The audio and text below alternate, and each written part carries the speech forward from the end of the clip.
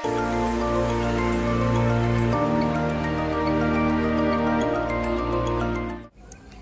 the next day. Natapos din yung kasal ng sister ko. It was a success. And so ngayon, Mickey, wala ka ng stress. Tinatry ko talaga yesterday na hindi maluha. When my sister walked down the aisle, nagpupul dito yung luha ko. Pinipilit kong hindi pumikit kasi once pumikit ako, tutulo yung luha ko. Kaso kahit di ako pumikit, sobrang daming luha na tumulo na lang siya. Naiyak talaga ako. Lalo na nung pinakita na rin nila yung same day edit nung reception. Ay, sobra.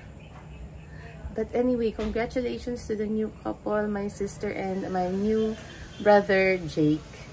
Welcome to the family! So, after the wedding reception, nag-check out na kami dun sa reception venue. Dire-diretso na. And nagpatungo kami dito sa Canyon Woods sa Batangas. Oh my gosh, ang ganda dito. Ang lamig. Sorry, wala akong boses kasi kahapon, you know, lakad dito, lakad dun. Tsaka bagong gising lang talaga ako. But ang ganda ng view dito. Share ko sa inyo.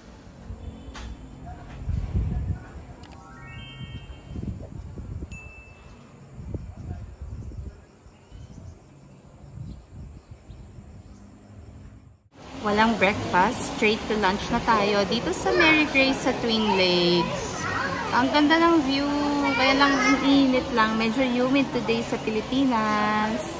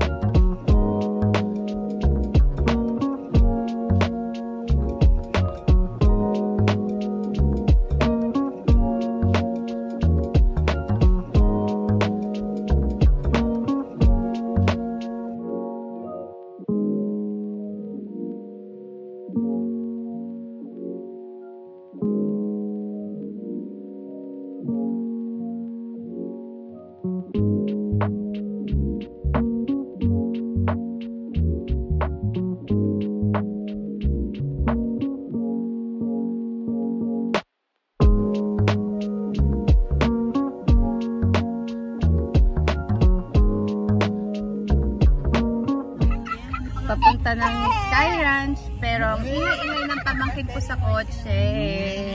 Ala, hala, hala, nang uumpog.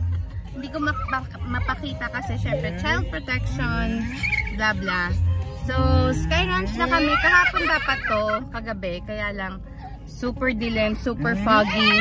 Hindi kami natuloy. So, today, bawi kami. Papuntang Sky Ranch.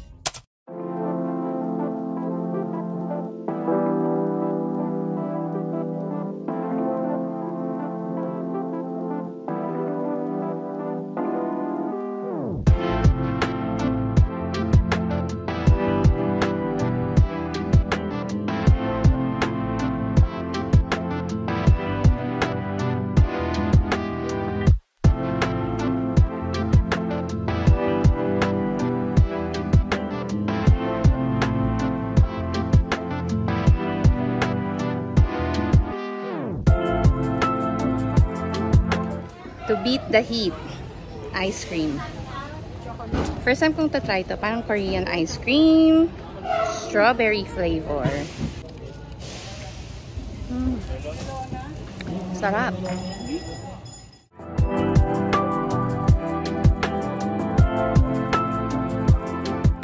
Lunchtime na, bawi muna sa pagkain.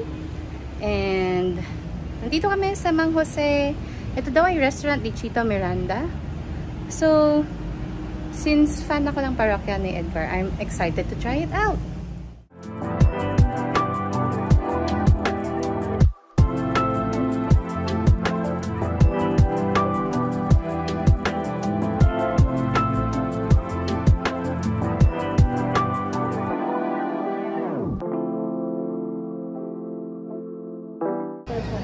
Sarap.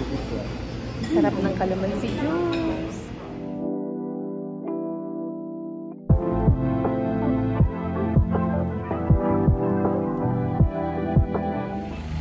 Ayun na nga, yung inaantay kong Sky Eye, 2 PM palang magbubukas, which is now, 2 PM. Pero biglang ulan, so uuwi na lang kami. Just to be safe. Ayan na siya, pinapa-under na nila. Oh. Ayun oh. Eh, wala. Delikado eh. So, balik na kami sa Canyon Woods.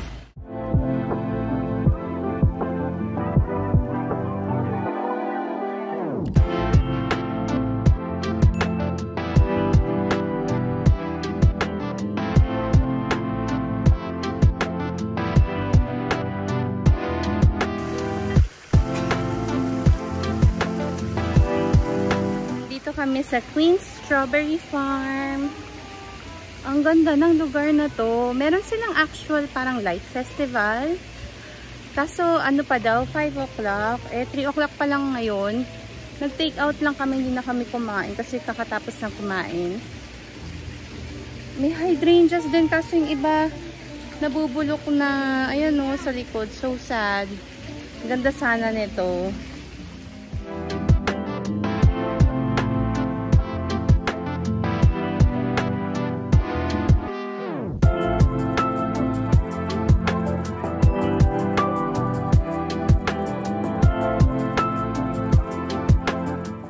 Ito yung light festival installation nila, katulad nito. May mga mushrooms dito and reindeers. Sa dulo, may butterfly tree. Sayang alas 5 pa, masyado kaming maaga. And then over here, malaking strawberry. Parang ang ganda sana dito.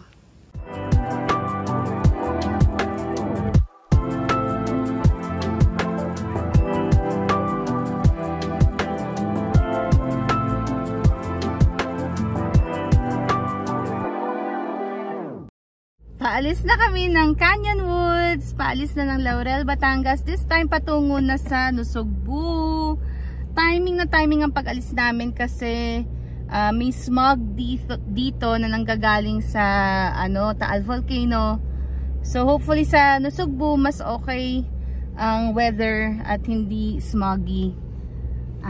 May word bang ganun, smoggy? Ewan. But yeah, ito na, on the way na kami sa Nasugbu.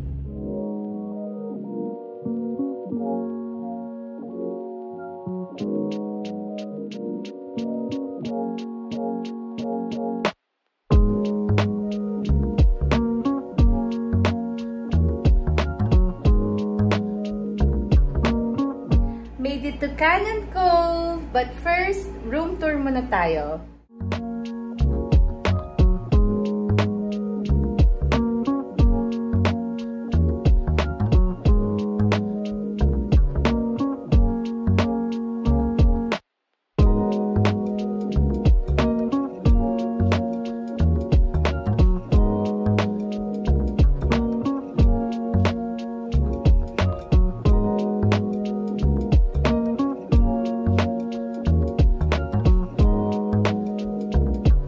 Meron din kaming balcony dito. At paglabas mo, ay, ang bigat ng pinto. Ito ang aming view. Ganda din. So ngayon, papasyal muna kami dyan sa seaside.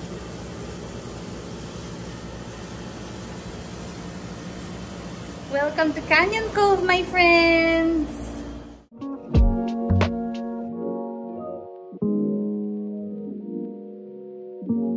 Ang ganda din dito sa Canyon Cove kasi bukod sa swimming pool, meron ding beach. And then, may parang floating playground doon. Tapos makita mo may mga boats dito. So, pwede mo rin i-rent out yan. May jet ski din and parang banana boat. So, maraming activities, water activities na pwede kang gawin dito. Hopefully, bukas mas maganda na yung weather kasi ngayon talagang parang mahamog dahil nga dun sa Taal Volcano. Umabot na rin yung smog dito.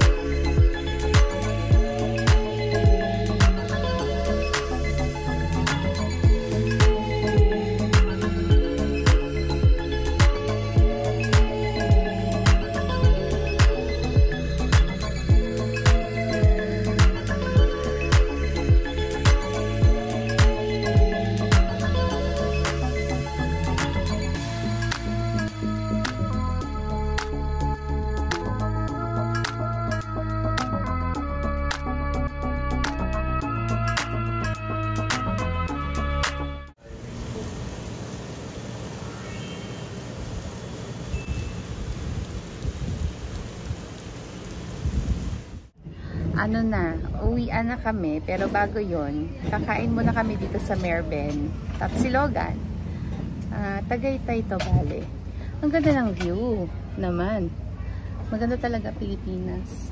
Mamimiss ko na naman ang Pilipinas pagbalik ko ng Netherlands.